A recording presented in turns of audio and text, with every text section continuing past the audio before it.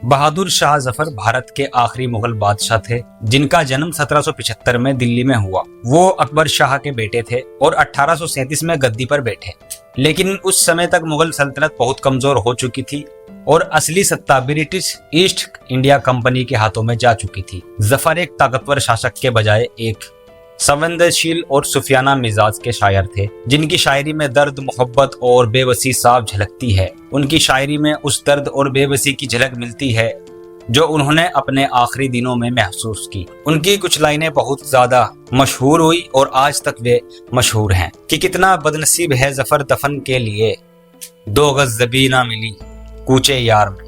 बहादुर शाह जफर सिर्फ एक बादशाह नहीं थे बल्कि एक ऐसे दौर के प्रतीक थे जब भारत में मुगल साम्राज्य अपनी आखिरी सांसें ले रहा था। उनका असली नाम अबू जफर सिराजुद्दीन मोहम्मद था और वो शाही परिवार में जन्मे थे, लेकिन जिस समय वह गद्दी पर बैठे उस समय उनकी सत्ता नाम मात्र रह गई थी। असली नियंत्रण पहले ही ब्रिटिश ईस्ट इंडिया कंपनी के हाथों में जा चुका था और मुगल बादशाह सिर्फ दिल्ली के लाल किले तक सीमित रह गए थे। 1857 में जब इंडियन रिबेलियन ऑफ 1857 शुरू हुआ तो बागियों ने बहादुर शाह जफर को अपना प्रतीकात्मक नेता बना लिया। हालांकि उनके पास ना तो मजबूत सेना थी और ना ही प्रशासनिक ताकत, फिर भी वे इस विद्रोह का चेहरा बन गए। कुछ समय के लिए दिल्ली पर बागियों का कब्जा रहा, लेकिन अंग्रेजों ने फिर से हमला करके शहर को अपने कब्जे में ले लिया। इसके बाद जफर को गिरफ्तार कर लिया गया, उनके बेटे को भी बेरहमी से मार दिया गया और उन्हें मुकदमे के बाद देश निकाला देकर यंगून भेज दिया गया, जहां 1862 में उनकी मौत हो गई। उनकी मौत के साथ ही मुगल साम्राज्य का अंत हो गया और भारत में अंग्रेजी शासन पूरी तरह लागू हो गया। जफर की कहानी यहीं खत्म नहीं होती बल्कि उनकी परिवार की हालत और भी ज्यादा दर्दनाक रही है। 1857 के बाद अंग्रेजों ने मुगल परिवार के ज्यादातर सदस्यों को खत्म कर दिया, उन्हें बिखेर दिया, उनकी संपत्ति, महल और शाही पहचान सब छीन ली।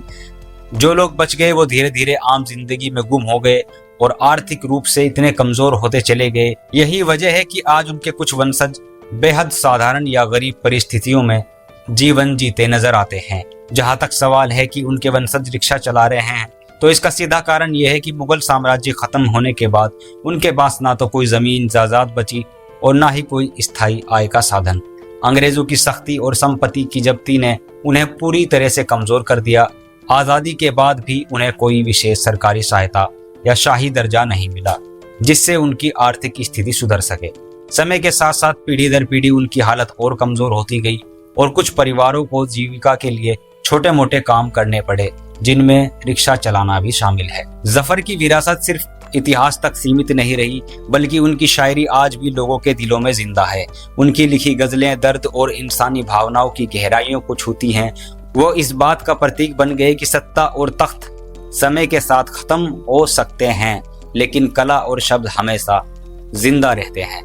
आज जब लोग उन्हें याद करते हैं तो वे सिर्फ एक आखिरी मुगल बादशाह नहीं लगते बल्कि एक ऐसे इंसान दिखते हैं जिसने अपने जीवन के अंतिम हिस्से में इतिहास का सबसे बड़ा बदलाव देखा। बहादुर शाह जफर को भारत सरकार आज किसी औपचारिक शाही दर्जे में नहीं मानती, क्योंकि मुगल साम्राज्य 1857 के बाद खत्म हो गया था और भारत एक लोकतांत्रिक देश है। लेकिन ऐतिहासिक और सांस्कृतिक दृष्टि से उन्हें भारत सरकार और भारतीय इतिहास में भारत के अंतिम मुगल बादशाह और 1857 के इंडियन रेबेलियन ऑफ 1857 के एक महत्वपूर्ण प्रतीकात्मक नेता के रूप में याद किया जाता है। सरकार उन्हें जीवित पद या शाही अधिकार नहीं देती, लेकिन इतिहास की किताबें और स्मृति में उन्हें मुगल युग के अंतिम सम्राट और स्वतंत्रता संग्राम से जुड़े प्रतीकात्मक व्यक्ति के रूप में पढ़ाया और सम्मानित किया जाता है।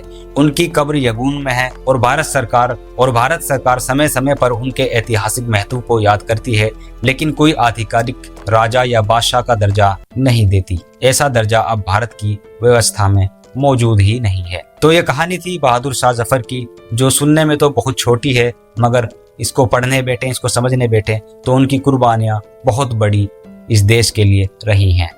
अगर वीडियो आपको अच्छी लगी, लाइक शेयर कमेंट जरूर करें और दूसरों तक शेयर जरूर करें और हमारे चैनल द राज़ को सब्सक्राइब करें।